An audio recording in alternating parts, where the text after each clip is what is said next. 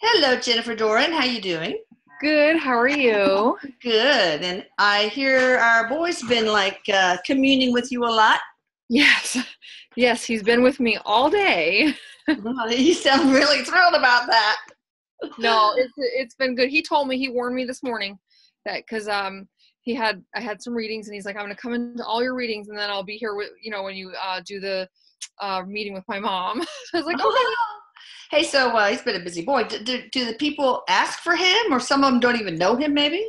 Um, Or it, Both. Sometimes people do ask for him. Sometimes he just pops in, okay. and people don't know him, or they do know him, and they're always grateful to see him. Oh, he's such an eloquent dude. All Yes. right. Hi, Eric. I love you. Hi, I love you too. By the way, Eric, I saw your second grade teacher, Miss Besman, now Miss Shanahan, and I uh, let her hear that EVP you made. Love you, Mom. And she freaked out. She thought that was so awesome. Anyway, Yes. cool. Yeah. All right, today we're going to talk about why people nowadays, are so easily offended. The reason I thought of this is because Christina, my daughter, has this vlog, ChristinaBrawley.com, Brally. You got to check it out. And my husband told her, her father told her, that there's this new law in some parts of UK, maybe it's one school, I don't know, that you cannot wear Montclair jackets, Canada Goose jackets, and some other jacket because it poverty shames. So the government is telling us what we can and cannot wear. So they don't have faith in the people who can't afford that. Anyway, who would give their kid $1,000 jacket? Whatever. That's their decision. So anyway, I can't remember if it was Christina or my husband said, "Oh, they're just snowflakes." But they both have this sarcastic wit, but they're both super compassionate and very loving. And oh my God, the hate came pouring into her YouTube channel. So she did a YouTube, like, why are people so easily offended? And I want you to help us explore that. um, what's going on? I mean, this has not been, I mean, No. I'm going to say 10 years ago, I don't remember all this. Everybody just has all these hurt, tender feelings. Yeah, he says over the last 5 years in particular, it's gotten out of hand. Um, so he says there's a few different things going on here. He said the number one problem is that the more people that do this, the more people think that they should do this. Mm. So it's like that, that mob mentality, basically is what he's saying. So it's the snowflakes getting into a snowball effect. Yeah, pretty much. Yeah, pretty much it is like a snowball effect. Um, and so he says there's a certain few people who just don't have enough to do, and they really truly just go and they look for things to be offended about, to stir the pot. They enjoy that, and it's not a few. He said it's quite a lot, and that's all they do. He said some people spend their entire day just looking for things to be offended about, and then they post about it. And of course, the social media and that stuff makes this a lot worse than it used to be, because Oh, yeah. right there, at the touch of a finger, somebody from halfway around the world can be offended by something that you put up on your Facebook. And so that does contribute to it. Yeah. But he says the people like who troll, that's who are trolling, it's like they really are bringing about change. And he says it's not gonna look good right now, but he says ultimately it's like airing all the dirty laundry, getting everything out there. It's just everything. It's like when you have a fight and you say all this stuff that even if it crossed your mind for a second, you just get it out there. And he said this may take years because it's on a global scale, but he said when we get to the other side of it, it is going to be better. But he said we're just really okay. He just showed me like a roller coaster. Mm-hmm. It's like as if you're going up, up, up, and then you get over. He said we're still on this. Well, yeah. So how will trolling, getting on all out, help? Will it just show the masses how, wow, this is not cool? Maybe we should change as a collective, or ultimately, but he says, like, here on Earth, there can't be any emotion that lasts for a very long time. You can't stay in an absolute panic attack for years. You just can't. Your body can't do it. And he said, so if you think of it like that on a global scale, we can't stay in this sensitive, antagonistic, angry state. He said it just won't stay like that, but we have to get through it to where we're more accepting. And he said the problem right now, the biggest problem, is that everybody is talking and nobody's really listening. Oh God, yeah. Yeah. And so he said everybody wants to be heard, but nobody wants to hear anybody else. And it's like, he says it's really not with the individual people. He said, because for the most part, if you took any two people and almost any two people and put them in a room together, there's commonality. There's common ground, even if they have different race, different religion, different backgrounds. But because of the internet, unfortunately, and the media and the social networking, it's too extreme. It's too extreme. People forget that the person on the other end of that is a person. I know. They're not infallible. They're faceless. They just feel like they're faceless, and it's just like road rage. You're protected in your 1 ton or whatever metal cage, and so it's real easy to shoot the bird at somebody, etc. So, okay. So you said, Eric, that eventually, get it all out, it goes away. But a troll can sit there and troll every day of his life until the day she or he dies, and then their kids or other people. So how does that? I don't understand how that would taper off. It's not that it goes away, but he said, overexposure to anything creates almost like an immunity. And he said eventually the masses are just going to get sick of it, and they ignore it. Whatever. Yeah, it doesn't have the emotional charge anymore. And the media will eventually get tired of it. Yes. Yeah, the media will eventually get tired of, this petty. He said a lot of this stuff is pettiness. I know. Not all of it, but a lot of it. And for the situations that do need change, he said this really truly is a way to bring about change. Like, for instance, gay marriage. That there needed to be that heated discussion. Yes, that needed to be out there so that it could settle down. And now we hardly ever hear about it anymore in the news, but for a while. And he said, so like that's on a small scale. And he said, what we have going on now is on a huge scale. Yeah. And we'll take the same type of path. Eventually people will just get tired of it. Issues that really, truly do matter to people, that's where they'll put their focus. Good. And, but yes, there's always going to be trolls. Well, I always see people coming to her defense, for example, in the case of my daughter. So it kind of is good, because then I guess the people who come to her defense are thinking, wow, that's not cool, man. I got to respond. Yes. So, all right. So now pettiness, but are there any other emotions behind it, like jealousy, fear, lack of control, what else is there? Yeah, so he says all of those, so the pettiness, the fear, the jealousy, anger, anger, like you have this and I don't, so that fuels a lot of it. And he says really and truly there are just some people who just like to stir the pot to get a rise out of other people. Why? What does it do? Adrenaline. Oh, okay. Does it make it feel in power? Like a gossip monger, I've got this tidbit of information you don't have. Yes. Yeah. Yeah, and a sense of importance for a lot of these people, it gives them a sense of importance.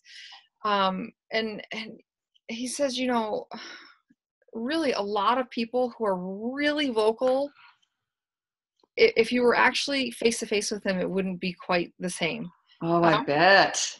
Yeah, it just Oh, wouldn't be quite the same. When they have to look into the eyes of the person that they're hurting, yeah.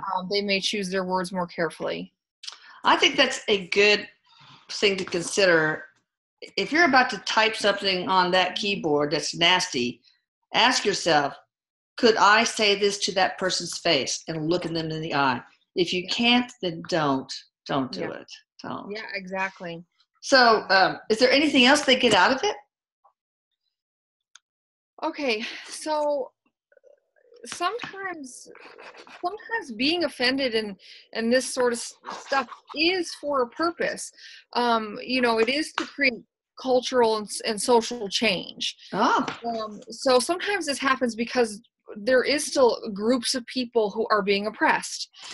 So this type of, it's like, it's just gone so extreme. He said this type of behavior has always been around, and it was good because it, got rid of segregation, and it got, gay rights, and so he said this is similar behavior, but this is just to the absolute extreme. Yeah. So yeah, there is still some of this that goes on because there are people who are still oppressed. There are situations that still need change and still need light shed on them. Yeah. But just unfortunately right now, light's being shed on, every nook and cranny in the freaking world. It's like, I know. So it's taking focus away from. He said the F word probably. F-A. Jennifer doesn't like that. But sorry, so but I could see, not trolling, but pouring your heart out about this oppressed people and how dare you, blah blah blah. But the petty stuff, there's a big difference in that. And that's what it is. The petty stuff. It's like it says people have the right to free speech. He says what we don't have is the right to not be offended. Yeah. So people can have different points of view, and just because it offends you, that does not mean that your rights are being infringed upon. Of course not. You are responsible for how you react emotionally to things. Yes. And so he says now it's gotten to the point where people, especially in the United States, I want to say some of the other countries don't have quite the, quite the feeling of entitlement. Mm-hmm. I think that's a lot of what's behind it too.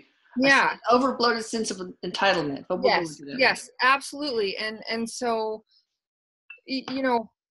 people have gotten to the point where it's like, okay, if that offends me, then it's wrong. If I'm upset by that, then it's wrong. It's morally wrong. It's socially wrong. And I need to do something about it because it offends me. Yeah. Well, just because something offends you does not mean it's wrong. You just disagree. But he said that's there's no right or wrong. There's an experience, and I think what's happening in this world is people don't understand that it's okay to disagree with each other. Yes, and communicate about it. It's how dare you disagree because I'm right and you're wrong. It's not.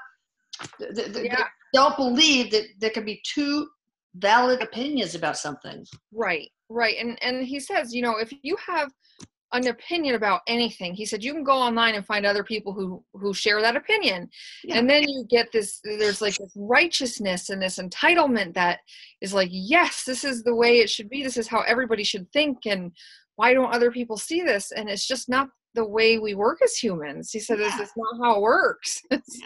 There's got to be differences, there's got to be different opinions, different points of view. That's how we grow and evolve too. I think that's really important. But you have to respectfully disagree and not attack and be cruel. Do you think it's like a generation-specific thing? I mean, I could see how in the United States, we are given and have so much that we've developed, especially the younger kids, this sense of entitlement. I'm owed. But is it a generation-specific phenomena? Well, to some extent, yes.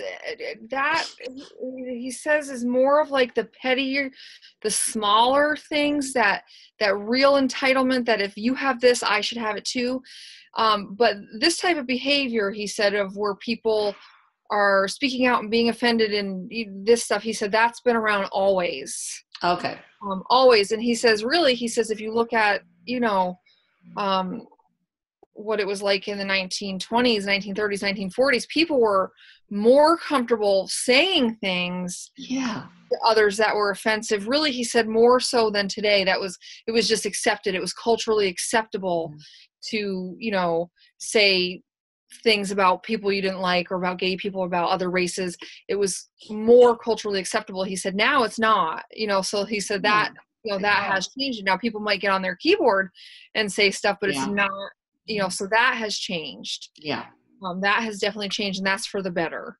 Do you think it's the internet that has, so it's happened all this time, but it's exploded due to the internet and the safety of, being protected behind the screen of a computer? Yeah, absolutely. And so he says it really is like a perfect storm right now. And Erik just said, he said, this is supposed to be happening. Okay. It is supposed to be happening right now, but it's like with the internet and the okay. And he said, a lot more people working from home and working from their computers, and to where it's just real easy to pop over and see stuff, and the media. And he said, it really is a perfect storm. And sometimes some of this stuff, especially the stuff that seems more like in the news, it's not really as extreme as it's being made to seem. Okay. So it's like, well, why is the media complicit? Why do they want to get involved in this? Okay, so because it's this type of activity in general, it spurs debates, it spurs controversy. It's good for the media. Yeah, that's it. Intense. It's all about the controversy and the ratings. But do they have any other nefarious reason for to sometimes onto this?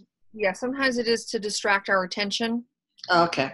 From other stuff that's happening. Mm-hmm. Okay. Like what? Like more government things. Okay. Election time, that kind of stuff, to kind of keep our eyes elsewhere. Oh yeah. So do you think the way kids are raised now has anything to do with yes that? Yes. Okay. Says, yes, absolutely. We'll talk about that then. Absolutely.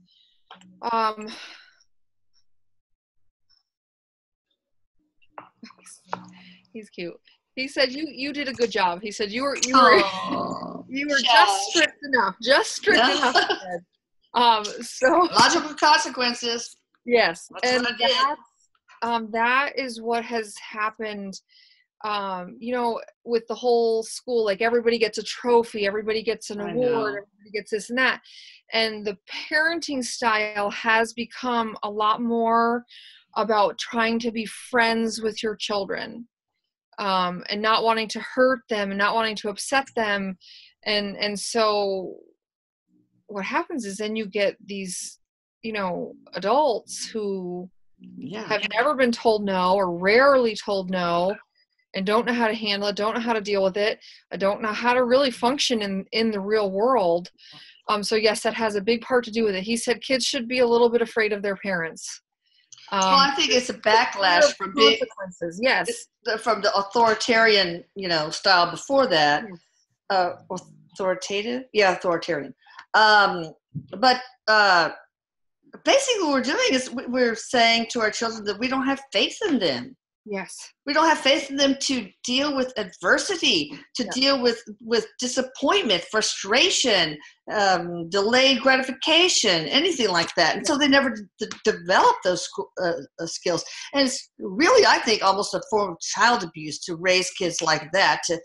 I don't have faith in you, so I'm going to tie your shoes until you're 20 years old, or I don't have faith in you, so, I'm going to give you everything you want the minute you ask for it, because I don't want you to, I know you won't be able to deal with the disappointment. Yeah, and what Erik is saying right now about that is he said you're going to see a lot more, people from that type of generation, the 20s and the teens and younger. There's going to be a lot more anxiety issues, a lot more depression problems, because drug abuse is very linked to the ability to not deal with frustration. Yes. Yeah. And he said you're going to see a significant rise in that over the next 10 years. It's too bad. Yeah. Anyway, y'all, you need to check out the books that I wrote. A lot of it based on my mistakes, but some of my successes, raising 5 kids. Raising Children Who Think for Themselves was my first one. And that just, tells you how easy it is really to raise kids to not be approval seekers, to not have that external compass to make their decisions, but an internal one based on a real sense of right and wrong. The second one is Raising Everyday Heroes. It addresses the learned helplessness that we see in the younger generations and how to avoid that. And the last one was Hearing is Believing, How Words Can Make or Break Our Kids.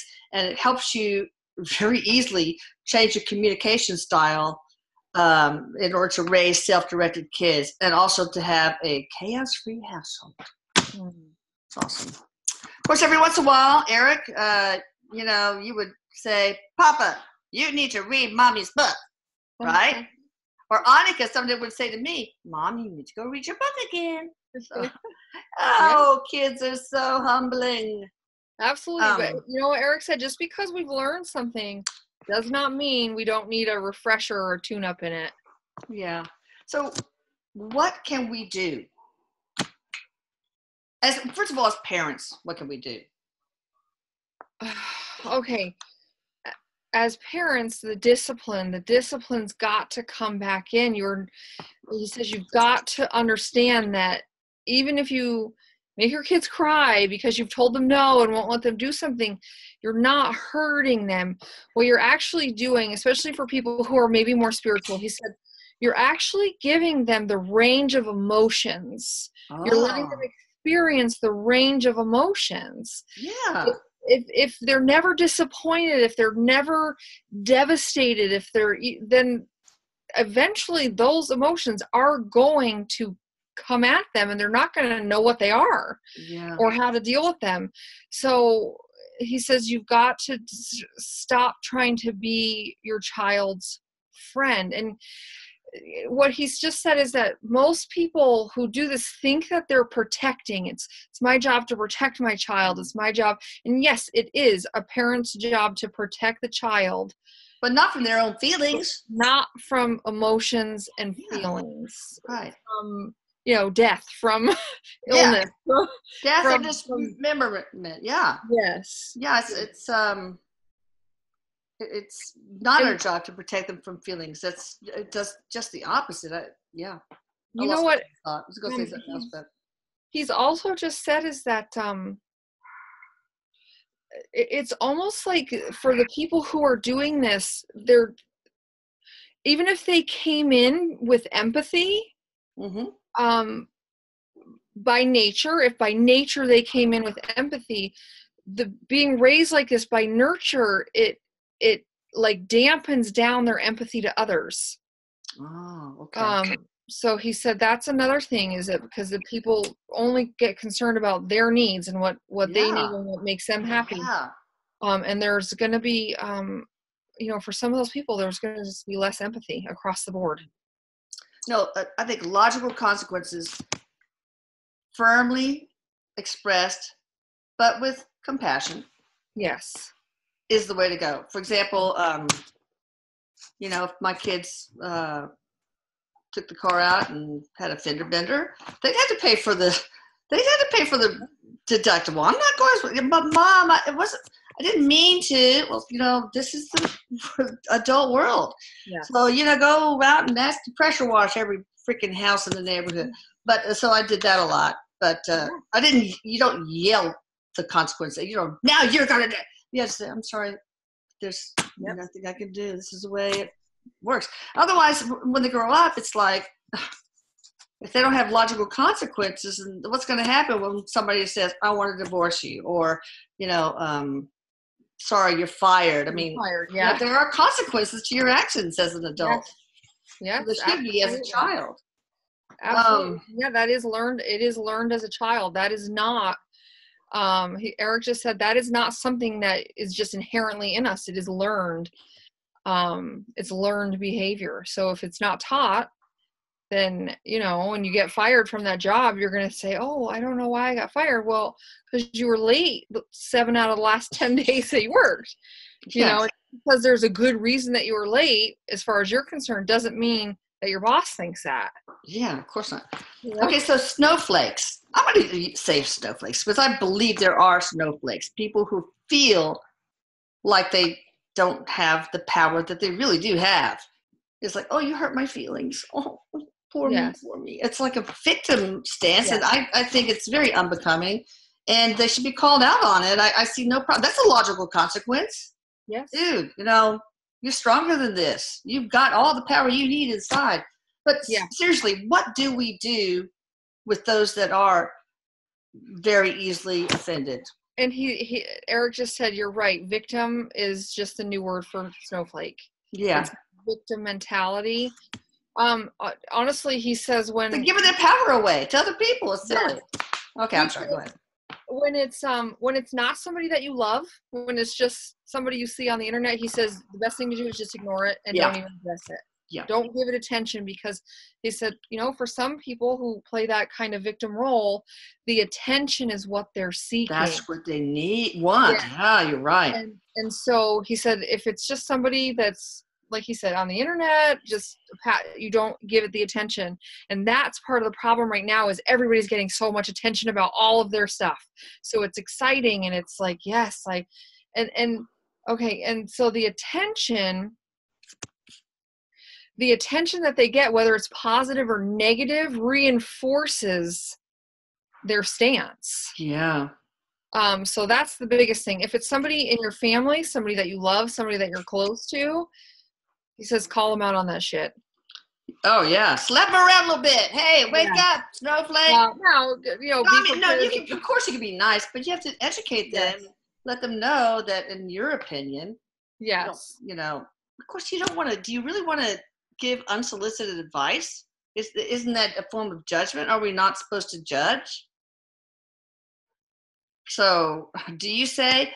No. I'm concerned that you're giving your power away when you have this kind of mentality. I mean, what do you do? That's a fine line. So he says it's not really judgmental, because he said it would be more judgmental if you talked about them behind their back. Oh, God, yeah. And instead of, and now, for instance, he's reminding me of a situation that happened when I was 15 years old. And a guy that I liked, he said to me one day, we were out, and he said, you complain a lot. Mm-hmm. And I did not know that. But when he told me, I thought about it, and I was like, he's right. Yeah. So that wasn't judgmental as far as I was concerned. That was a lesson I needed to learn. I needed to hear it. Oh, okay. And so Erik just said our lessons are not easy. They're not meant to be easy. So yes, you might look at somebody and they might feel like you're being mean, but if you do it from a place of love and gently, they still might feel offended. They might still feel hurt and like you're picking on them. But maybe it is something that they needed to hear, to look at their own behavior. We have a very hard time looking at our own behavior patterns. It's hard. Nobody wants to watch the sausage being made. The same thing happened to me with my first boyfriend. He told me, Lisa, you apologize a lot for things you don't need to apologize for. And I realized, oh my God. Yes. When we played tennis, every ball that was, I'm sorry, every ball that was bad. Oh, sorry, everything. So. Yeah. And so that wasn't judgmental. It was just a little piece of information that helped you grow. Yeah, it didn't hurt my feelings. I was grateful for it. Yeah. Is there anything else we need to do as a collective before we close? And then we're going to have another session. He said, just stop feeding it. Stop feeding it. If you put something up, post something up, and somebody says something offensive or acts like you offended them, don't even acknowledge them. Don't even debate with them. It's so hard for so many people to, oh God. It is. I went and defended Christina. Yes. And unfortunately that does feed it. I know. No, you can continue to do it, but I like when Erik reminds me of stuff. He's also reminding me of this video I had seen recently, and it was a man. He would go to high schools, and he would have like kids pick on each other, and they'd get going back and forth, and then he would have them do it to him. And if, they insulted his clothes or his weight, and he would say, oh, I do need to lose some weight. And, oh, yeah, I've had these clothes a really long time. And what happened is the people who were insulting him, they felt kind of like, wow, this isn't. Oh, stop. Yeah. It's no fun. Yeah. There's no. Because he wasn't feeding it back to, oh, wow, that's. Yeah, there's no energy. There's no energy exchange. Thank you, Erik. There's no energy exchange. Yeah, that's true. Yeah, that's true. But he said that's going to take years. Yeah, we'll get there. We are works in progress. Yes. Do you have any message for your sister, Christina, about all this?